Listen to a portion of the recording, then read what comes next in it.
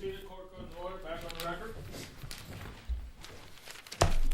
All right, we're back on the record in Hartfield versus Office of the Clark County Coroner, case A-18-768-781. Mr. Scrow, you get your opportunity now. Thank you, Your Honor. Your Honor, as this matter is evolving and questions have been coming up, we took a couple minutes, and I just want to supplement the record with a couple of items. First of all, much has been made about whether or not this right to privacy has traction in the face of the First Amendment. And as the court has pointed out, the First Amendment is not absolute. There's cases that support that. But I did pull up the Griswold versus Connecticut case. And this is found at 381 U.S. 479. It's a Supreme Court case. It's one of those very seminal cases where it simply states, while not explicitly mentioned in the federal Constitution, the right to privacy is a fundamental right guaranteed by the Constitution and, in fact, older than the Bill of Rights. And that's a U.S. Supreme Court case called Griswold. Then I found this case called Peckham versus New England Newspapers, and this is found at 865 F sub 2nd 127. And I want to read some of the language from this opinion because it touches on the assertion that, the media defendants don't have to say anything about what the story is, what the reporting will be, et cetera, et cetera. And there's something called the Newsworthiness Defense. And this is raised by media defendants in cases when they assert that they have a significant public interest, or it's in the public's interest to report on things that are otherwise sensitive. And I would like to read for the court what this newsworthiness defense is about.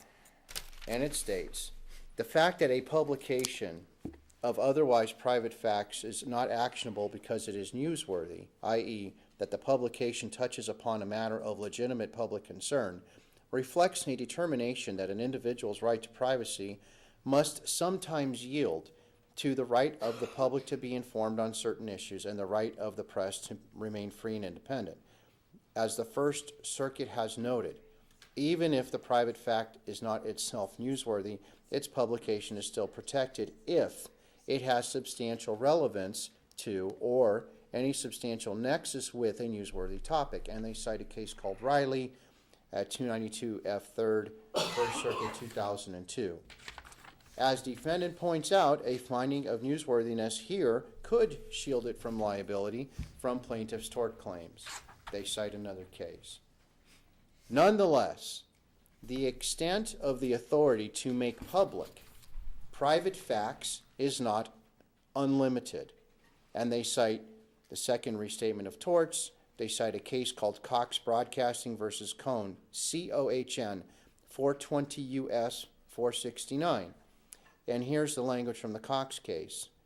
In the sphere of collision between the claims of privacy and those of the free press, the interests on both sides are plainly rooted in the traditions and significant concerns of our society. The line to be drawn when the publicity ceases to be the giving of information to which the public is entitled and becomes a morbid and sensational prying into private lives for its own sake. That is the heart of what the discussion has been between, at least as I understood it, between the court and counsel for the media defendants. In other words, there is a balancing test.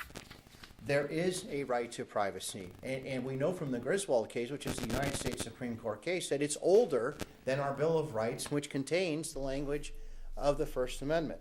and it begs the question, of this gag order situation. Again, when counsel for the media defendants references what they do in California, she omits the fact that California's statute requires that the next of kin be given notice so that they can have their voices be heard. And so it is in opposite to what we have going on here in this case. And Judge, here's the simple question. would there be a necessity to even consider a gag order if the media defendants had properly noticed the next of kin? The answer is no, because it would have either been retained as confidential or it would not have been. So now what they've done is they've created their own problem where now, oh, we have to do this gag order, it's never been done, and all these other things, which are belied by the case law, by the way. But if they had never sought the end around via disclosure from the coroner's office and had those materials disclosed, a gag order would not have been necessary. The documents would have been confidential, therefore they would have never been produced, therefore there would have been no gag order. Or, alternatively, Mrs. Hartfield would have had her day in court. Over her objection, the documents would have been produced, and they would have reported whatever they wanted to report. I also would caution the court relative to some of the arguments you heard from counsel in her most recent argument in terms of somehow some global reporting restriction, and that's not. Can you imagine an event in recent history that's been reported more than the October 1st shooting? We're not suggesting that we curtail the reporting of any and all things that occurred. This is such a minuscule part of what they could legitimately proffer as some sort of public interest. They can report all they want on the happenings of the event, so long as they don't trample on the privacy rights of individuals. And there has been nothing asserted by the media defendants up to this point that squarely addresses the problem they have in prevailing today. That problem is Mrs. Hartfield's privacy interest. They want to just ignore it, say, well, we have this reporting thing. You know, we have been criticized today for the things that we have skipped over, ignored, or whatever it is. They have 110% skipped over Mrs. Hartfield's privacy rights, which are rooted similar to the Fourth Amendment to be free from unreasonable search and seizure. They're grounded in our country's history for longer than we've had even the Bill of Rights. And we have shown you, like the Katz case, Your Honor, there's a complaint about anguish being a factor. The Katz court used that very term, the additional anguish for future reporting that would be imposed on the families of the victim in that case. We have the same thing here. We have the clear and present danger of the intentional infliction of serious harm on these families, on Mrs. Hartfield specifically. That's who is here today. She is going to be put intentionally and deliberately in harm's way by the continued reporting of what happened to her late husband, and now her privacy right is all but vitiated, eradicated by the newspapers that want the autopsy report when they serve no legitimate interest whatsoever. They're still, we've been here since 9, 2.5 hours worth of argument almost, and not one utterance of what the legitimate privacy interest is that needs to be developed or protected with an eye towards disclosure of those autopsy reports. And I would submit to you, Your Honor, that silence is deafening because they don't have a reason. They don't have a reason. Other than similar to the verbiage I just read to you from the Pickard case, other than the sensationalization or further sensationalization, which is not a component of what is called the newsworthiness defense, which has been articulated in other cases, they have nothing. So that therein lies the rub. We in Nevada as citizens enjoy a statutory and federal constitutionally protected privacy interest. We have the right as citizens in Nevada to have courts like yourself take our privacy interests and determine when newspapers get to erode those rights and do whatever it is that they want to do. And up until this point, Your Honor, the reporting has been abundant, and that's likely the understatement of the year. We know everything 9 ways from Sunday as to what occurred in that event in terms of what the public interest would be. To now delve into these autopsy records is where they have now crossed the line, because now there is a legitimate privacy interest which is being eroded, for which they have no basis.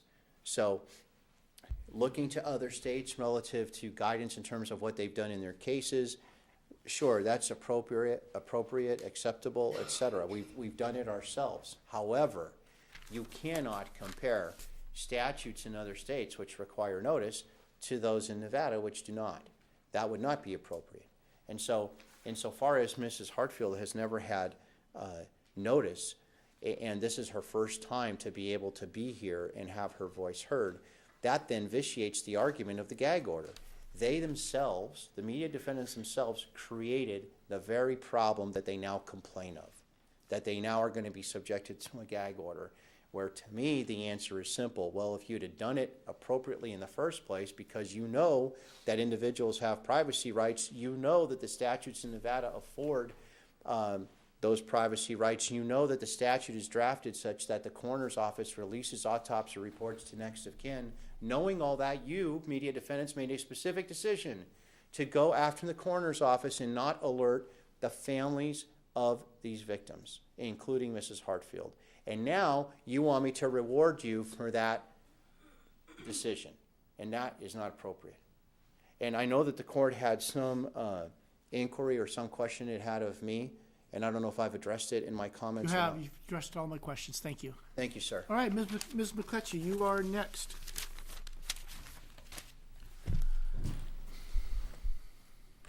Thank you, Your Honor. Unprecedented facts, an unprecedented event does not suspend the rule of law.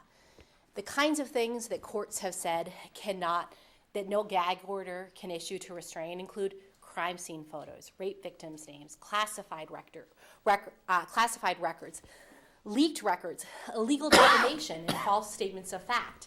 In fact, the case that Mr. Scrow was going on about, the Peckham case, has nothing to do with the question here, which is whether the court can issue a gag order to restrict speech. That case dealt with libel and whether or not that newspaper, based on Mr. Scrow's own words when reading that case and based on our quick review of it over there, had nothing to do with whether this court can restrain speech before it happens, but rather dealt with whether or not you can sue a newspaper for libel or invasion of privacy. In fact, they have the burden today, and they have not established that there is a privacy right with regard to the documents as produced. I don't even think they've introduced the autopsy record as redacted into evidence. And the burden is not on me to violate any kind of violating any kind of attorney-client privilege with my client and talk about future reporting and establish the public interest. But as the United States Supreme Court has said, in the wake of a tragedy, transparency is more, not less important. They have a heavy burden. The burden is not on me to explain why potential reporting is so important and so in the public interest that we shouldn't get a gag order issued against us based on the Nevada Supreme Court that we cited, court case that we cited and the court mentioned earlier. They have to show that there's a clear and present danger. They have to show that the relief they're seeking is narrowly tailored, and they have to show that there's no less restrictive means. They also have to show that the relief, this court can't gag the media without showing that that relief would be effective. It necessarily wouldn't be effective because they can't unring a bell. They can't take down stories that have already been done. With regard to the clear and present danger, they haven't pointed to any privacy violations that have occurred. They say that we shouldn't be able to go through these records. The media has gone through these records and has already reported on them. While Mr. Scrow thinks he's developed a mechanism for the reporters to figure out who's who, it's just not the case. They haven't figured out who's who, and that's not their intent in any case. With regard to this idea that we have to have a gag order issued against us because we didn't go and notify every victim's family before we filed a Public Records Act. And Mr. Scrow pointed out that I failed to mention that the California statute requires notice and has a third-party standing. Nevada law does not require notice to anybody, Nevada, other than the governmental entity from whom you're trying to get the records, and does not have the privacy protections built into the law that California does. Whether or not Nevada law should require that is not an argument to be made in front of this court. It's an argument to be made in front of the legislature. And the court can't write new law because the facts of this case are emotional and because October 1st was an unprecedented event. They have not cited to a single case, Your Honor, that allows for a prior restraint to be issued to gag the media. The access has already been provided, so even if they did have standing to get a declaration under the Nevada Public Records Act that the autopsy record in redacted form, a record they haven't even presented to this court, and they certainly could have gotten a copy of that from the district attorney's office, they haven't. The question is moot because the records have already not only been obtained, but also already been provided. Your Honor asked if an injunction could issue to avoid pain. And while this may be a difficult thing for me to say in public in front of everyone in this courtroom, but the answer to that question is no. Free speech can be painful and ugly and but it's an important part of our fabric as Americans and a part of the Constitution. It has to be provided with the maximum possible protections, and there have to be the least possible restrictions. And we can't have courts carving out exceptions and saying, I think there is a privacy interest. And no court has ever said that a privacy interest can allow for a gag order. Again, the case Mr. Scotti pointed to, Griswold has nothing to do with the media, and the case that he pointed to about the Peckham case has nothing to do with a gag order. It has to do with whether or not a newspaper can be civilly held responsible for violating privacy or for things that it publishes. The Nevada Supreme Court in the Bobby Bersoni case, I think it is, what they said in that case is that even if there's a legal defamation, an injunction doesn't issue. Instead, damages are the appropriate remedy, and that's because, Your Honor, we don't want courts getting into the business of deciding what a newspaper can and can't say. With regard to the idea that the information about the other media couldn't be obtained, Mr. Scotti filled this courtroom. He could have obtained information from Ms. Miller and Ms. Rayfelt about what other media outlets. He could have done a public request for the information even, and I'm sure they would have provided it right away, what other media outlets obtained this information. I've done other similar NPR requests. He could have had them here today. The fact that he hasn't done that goes to whether or not there is irreparable harm facing them, whether there is clear and present danger in any invasion of privacy. There is not, Your Honor. The records as redacted do protect any privacy interest at stake. Mr. Scotti says that we are trying to avoid the question about whether or not privacy applies. Again, they have the burden of explaining why an unprecedented prior restraint should be issued. But we have not ignored privacy. We did not ask for these, out of respect for the victims' families, we didn't ask for these records in unredacted form. We asked to receive them in redacted form.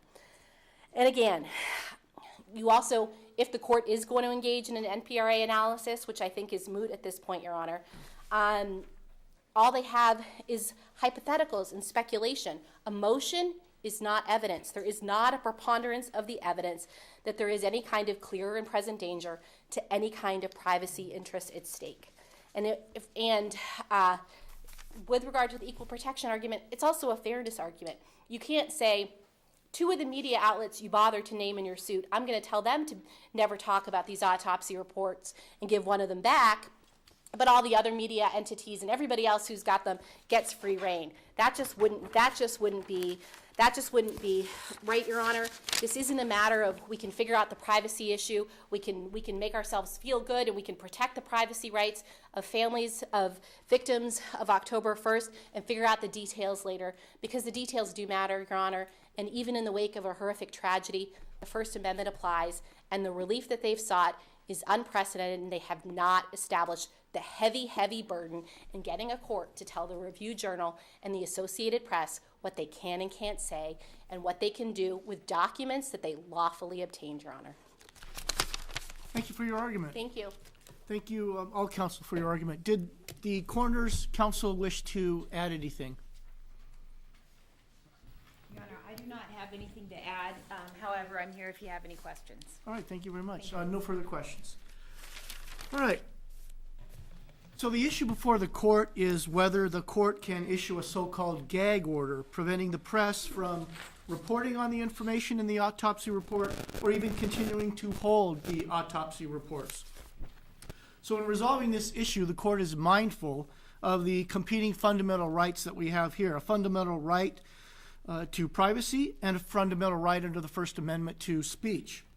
In resolving these two fundamental rights and the conflicts between these two fundamental rights, the court must engage in a balancing approach. And the court is convinced that a balancing approach is required by two cases. We have the Johansson versus District Court case, 124 Nevada 245 at page 253. This is a Nevada Supreme Court case in May 2008, in which it states that we further conclude that the district court abused its discretion when it issued an overly broad gag order sua sponte, without giving notice or a meaningful opportunity to be heard, without making any factual findings with respect to the need for such an order in light of the clear and present danger or threat of serious and imminent harm to a protected interest, and without examining the existence of any alternative means by which to accommodate this purpose. The court interprets that language as requiring the court to engage in a balancing approach in determining whether the press's access to the documents here may be restrained. The Ninth Circuit Court in Certain Interested Individuals versus Pulitzer Publishing Company, 895 F. 2nd 460, 1990, the Ninth Circuit held, quote, "We agree with the district court that what is required here is a careful balancing of the public's interest in access against the individual's privacy interests, and we commend the district court for its efforts to protect and accommodate the conflicting interests in access and privacy." So a balancing test is required here. The court also notes that this case is a little bit different than the issue that was resolved by this court a couple days ago. This case is different because here we are dealing with personal privacy interests of the plaintiff rather than the governmental interest.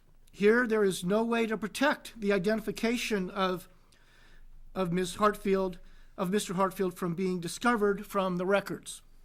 Redacting is not sufficient to guard against the individual's privacy. Here there is no apparent need for the public to have access to these records. Here there is a strong public policy that individuals are entitled to protection from intrusion into their medical records, medical history. That is supported in part by the coroner's counsel, who came forward and explained the principles of the coroner's office in exercising some degree of control over the dissemination of the autopsy records. Here we also have to be sensitive to the grief that the victims and victims' families are suffering here. Here we have none of the records that have the same significant relationship to the manner in which the government operates, to the need to keep the government accountable, to the need for the government to be transparent, or for the need to determine whether government officials are acting responsibly or with efficiency. Furthermore, the court does not see, in this case as it was in the prior case, that there is any irreparable harm or any immediate or recognizable harm to the defendants if the records remain protected. So for all those reasons, this case is substantively different from the case that this court heard a couple days ago. So the court believes in this case that releasing the autopsy records here would be a dissemination of highly intimate and utterly invasive information of a person's life. And this is in connection with a horrific event that our country had to experience. The disclosure is not one involving a legitimate public concern. The court finds that there is no less restrictive order than the court's order prohibiting the further dissemination or disclosure of the autopsy reports. There's nothing more that the court could do other than prohibiting the complete disclosure of these records. There is no less restrictive order that this court could make. So the court is hereby ordering that the Las Vegas Review-Journal and the Associated Press are hereby restrained and barred from disclosing, disseminating, publishing, or sharing the autopsy documents or any information therein. The Las Vegas Review-Journal and the Associated Press must destroy any and all autopsy records relating to the October 1 event. The coroner's office must send letters to any and all entities, media outlets, and other individuals to whom the autopsy records were produced or disseminated, except to the extent that these records may be disseminated to the petitioner in this case, to the plaintiff in this case. That's the order of this court. Now, we need to determine who's going to prepare that order. I would ask Mr. Scrow, will you please prepare that order based upon the court's comments? Yes, Make sir. sure you run it by Ms. McCutcheon, and she doesn't need to countersign it, but provide it to the court 48 hours after you've provided it to her in case that she wants to submit on behalf of her clients a competing order. I will. I'll ask for an expedited transcript so I get everything exactly as the court just recited it, and I'll have it to Ms. McClutchy shortly thereafter. And please correct for any mistakes, inadvertent omissions by the court, and also please make sure that it's consistent with existing law and add appropriate context there too. Thank you, sir.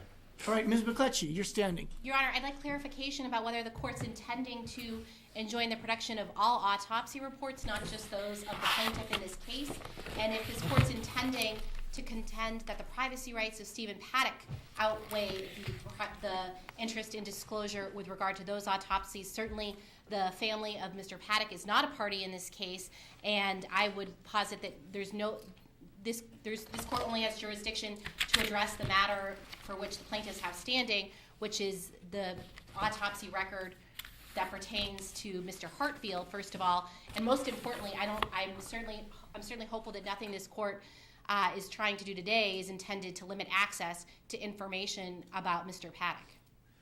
It's not this court's intent to limit the access that the press already has to information regarding Mr. Haddock, and it's not the intent of this court to preclude the press from publishing any information that it had, notwithstanding the production of the autopsy reports. So if you independently had the information separate and apart from the information that you gleaned in the autopsy report, the press can certainly report on that information. So, to be clear, Your Honor, is it the court? We have not received the Paddock autopsy reports because while Mr. Scrow made clear that it was not his intention to delay the production of those documents, it was the interpretation of the coroner's office that this court's temporary restraining order barred production of those records. I don't think there's anybody withstanding to assert any interest with regard to any autopsy records other than Mr. Hartfield, but I'll argue most vociferously about Mr. Paddock's records that there is a great public interest. People want to see things like the toxicology report. For example, Judge Williams ordered that we be provided with those records. People are entitled to look at his autopsy reports. The public is trying to figure out if there's any kind of medical information Let me that cut you off caused for a his death. second. Mr. Scrow, do you believe that anything in your brief put Ms. McClutchy and her clients on notice that this court would be entertaining the issue of whether the autopsy records of Mr. Paddock would be produced? No, sir, and I've tried to make that clear through the steps of these proceedings. We have no interest in Mr. Paddock. All right, very good. There you have your answer. Well, the question is whether or not this court is intending for its order to bar the coroner's office from producing after this hearing, as they had planned to do, assuming it dissolved the temporary restraining order, at least with regard to Mr. Paddock. Is it the intention of this court to enjoin the coroner's office from producing us with those records? Mr. Scrow, do you believe that was covered by your brief? I do not. All right. It's the court's intention and the order of this court only to resolve the issue of whether the records should be withheld, retained.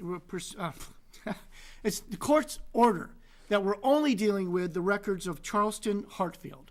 All right? The court has issued its order that the records of Charleston Hartfield that are maintained by the coroner's department are to be withheld, right, and are not to be produced. To the extent they have been produced, then the court is issuing a gag order on the Associated Press and the Review-Journal against any further dissemination of those records, and it's the court's intent that to the extent that the Associated Press or the Review-Journal has any of those records, they are to be destroyed. So Hey, there- we're only dealing with the Hartfield records. So, Your Honor, I'm sorry to keep pushing on this, but we're talking about a temporary restraining order barring my clients from speaking and requiring them to return a document. They don't know which of the autopsies that is.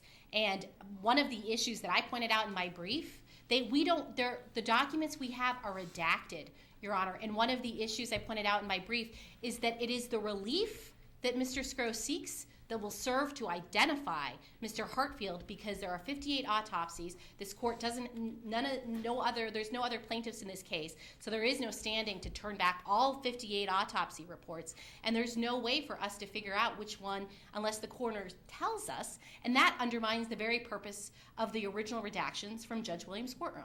Were they bait stamped in any way? No, Your Honor. Mr. Scroll, how is the press supposed to identify the particular autopsy report that is relevant here? To me, it's relatively simple. Destroy everything that they have in their possession currently, and the coroner will send 57 and not 58 autopsy reports. And if they really don't know, then they'll never know which one they did not receive. I think this is more form over substance here. They can eliminate all the documents they have and get a new batch, and then I'll work it out with counsel for the coroner's office. She's shaking her head. Let me proffer another approach. We could have a representative from the coroner's office go over there and look at the records that the Review Journal has or the AP has and locate the particular record that we're dealing with today, and we can destroy that one record, and the press, the RJ, can maintain possession of the other records. Your Honor, it is unprecedented and impermissible to allow a governmental entity to go to a newspaper's office and to go through their files. Well, I'm And I giving think- you a choice. I'm giving you a choice here. You can either allow the coroner representative to go to your office and locate the particular autopsy report that's the subject of my order, right? And then she can retrieve it and destroy it, right? Or you can make all of the reports that you have presently available to the coroner's office, and they can find the one that's the subject of my order. And well, that's one approach. The other approach is for you to turn over all of the autopsy records to the coroner. Then all of those will be destroyed, and then the coroner's office can redistribute to you the 57 autopsy reports instead of 58. I think this is the issue, Your Honor. Okay. When I get records after a Public Records Act, and I give them to my client, they go out to multiple reporters. There's multiple reporters, especially because we only had a 2-hour window on which we could report on these records. As I pointed out, the reporting has already been done on these records. So there was a 2-hour window. It went out to lots and lots of reporters, and the logistics of trying to get all of those records back, it's impossible. Are these reporters independent contractors or employees of the Review Journal? They're employees of the RJ. Right, then there's no problem in talking to your own employees to There's- gather up these records. But Your Honor, there was no restriction on disseminating these on my clients or on anybody else. So we don't know if these are way out there on all kinds of sources. Well, you better find out now, because this court has ordered that there should be no further dissemination of the autopsy report pertaining to Mr. Hatfield. Your Honor, just to be clear, I certainly can't go out and find out who else the coroner's office gave these to besides my client. And that's my Right. point, is these reports are widely But publicly disseminated. we're not dealing with the issue of whether the coroner has disseminating these to other entities. I mean, I only have jurisdiction over the Review Journal and the Associated Press in connection with this issue. So I can only rule that to the extent that your clients, the Review Journal or the Associated Press, has the autopsy report of Mr. Hartfield, and my order is you're to obtain those from all the reporters that are on your payroll and make sure that they're collected and that there's no further dissemination of the Hartfield reports. I mean, that shouldn't be too hard to do. Thank you, I Judge. understand your directives. Thank you, Your Honor. All right, thank you. Please prepare the order. Court's adjourned.